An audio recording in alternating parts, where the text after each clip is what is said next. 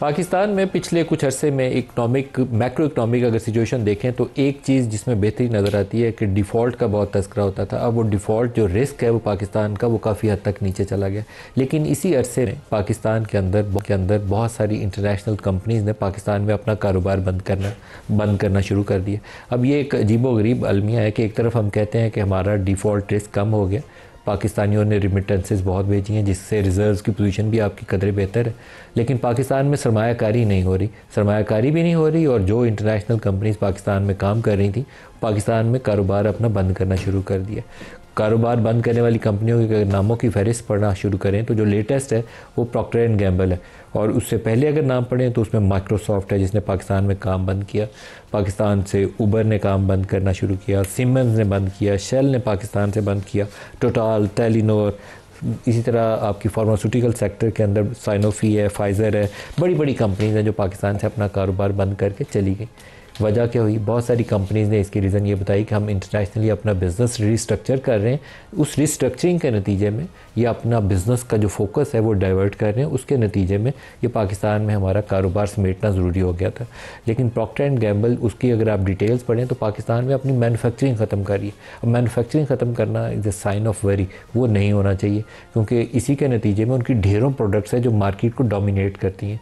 Consumer goods के अंदर एक बहुत बड़ा नाम है जो पूरी दुनिया में जाना पहचाना जाता है और पाकिस्तान में भी पूरी मार्केट उन्होंने काफ़ी अरसे से कैप्चर की हुई थी।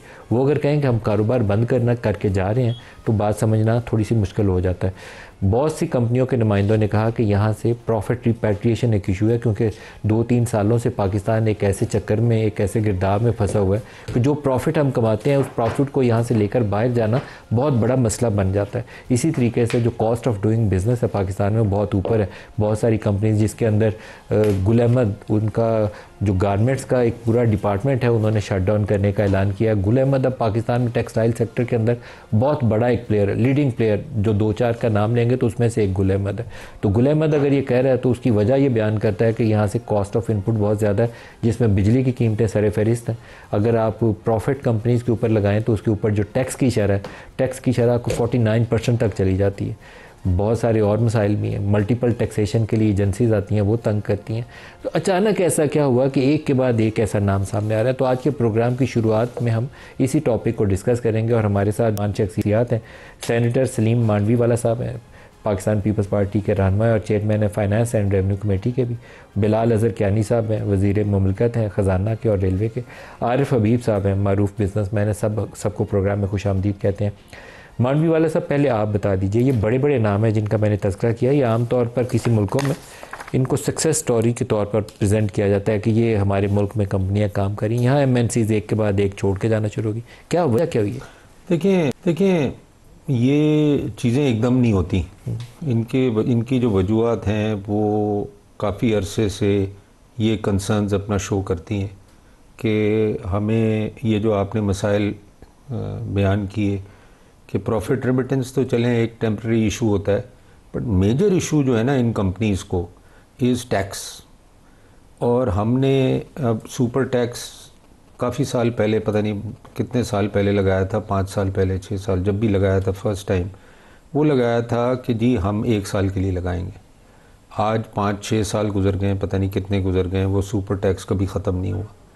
Taxation is a major issue in Pakistan right now for all companies, not only foreign but even local companies। ये गुल अहमद की जो आपने बात की, उनको मैं बड़ी क्लोजली जानता हूँ, फैमिली को मेरे बड़े क्लोज हैं। तो वो देखें, हर business has to look at the bottom line. जब बॉटम लाइन उनकी नेग्लिजिबल हो जाती है तो उस बिज़नेस का इंटरेस्ट ख़त्म होना चाहिए। Every business is there to make profit.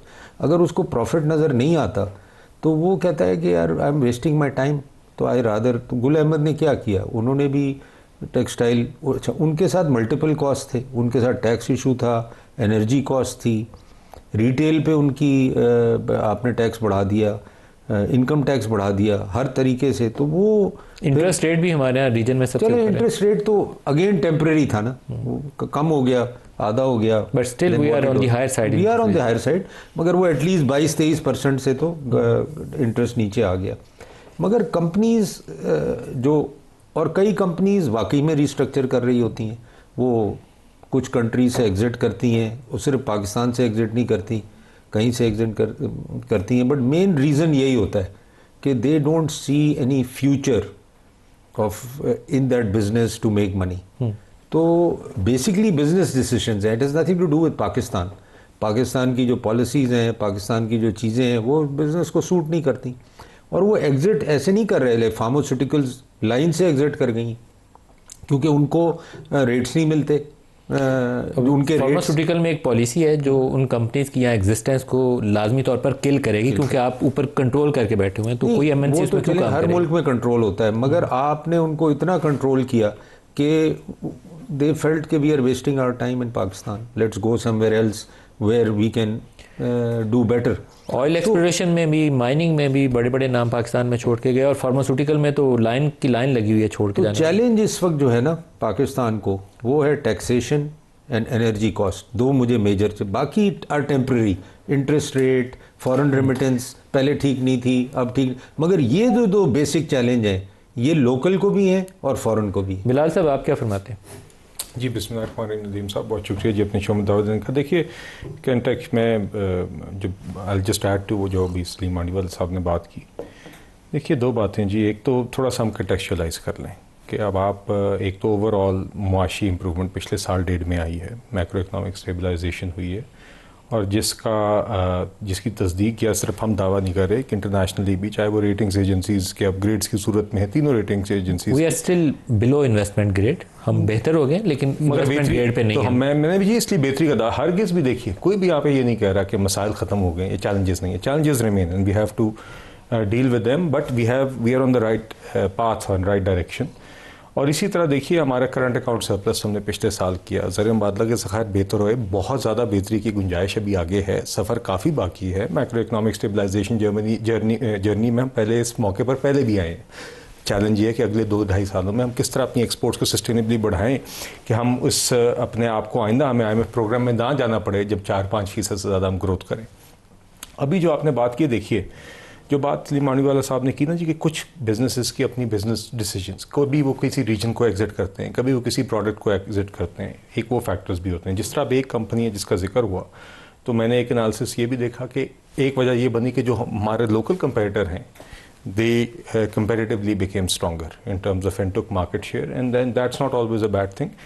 मगर देखिए यकीनन हम FDI अट्रैक्ट करना चाहते हैं, और जहाँ पर कुछ बिजनेसेस की एग्जिट की बात हुई तो मैं 5-6 आपके सामने नेम कर सकता हूँ जो इसी दौर के अंदर भी है, तो ये आने जाने का सिलसिला भी रहता है। मैं आपको रिसेंट एक मिसाल देता हूँ, मशरक बैंक ने अपना डिजिटल बैंकिंग लॉन्च किया, वज़ीर आज़म साहब ने उसका 2 हफ्ते पहले इफ्तिताह किया, और मैं उनके जो चेयरमैन हैं अब्दुल अजीज़ अल गुरैर, उनके साथ बैठा हुआ था, तो उन्होंने 2-3 बातें की, बल्कि उन्होंने और इसके अलावा कौन सी कंपनी? देखिए इसके अलावा जी आपके पास अरामको है, BYD है, गनवर है, वाफ़ी है, तो ये भी मिसालें मौजूद हैं। और मशरक डिजिटल की मैं आपको 2 मिसालें देता हूँ जो कि खुशाइन हैं।